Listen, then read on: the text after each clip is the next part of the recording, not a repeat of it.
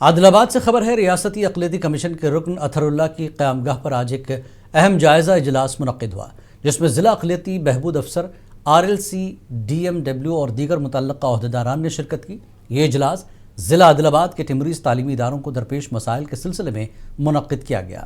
اجلاس کے دوران 10ویں جماعت اور انٹرمیڈیٹ کے نتائج، داخلہ مہم اور اقلیتی طلباء و طالبات کے نشستوں پر تفصیلی بات چیت کی گئی۔ اطہر اللہ نے عوام میں شعور بیداری کے لیے جاری داخلہ مہم پر عدم اطمینان کا اظہار کیا۔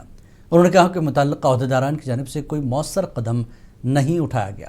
انٹرمیڈیٹ میں مسلم اقلیتی طلباء کے لیے خالی سیٹوں کو پر کرنے کے لیے فوری اقدامات کی ضرورت پر زور دیا گیا۔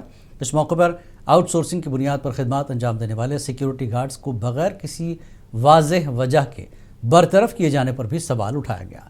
RLC نے اعلیٰ عہدیداران کی ہدایت کا حوالہ دیا، تاہم کوئی تحریری ثبوت پیش نہ کر سکے۔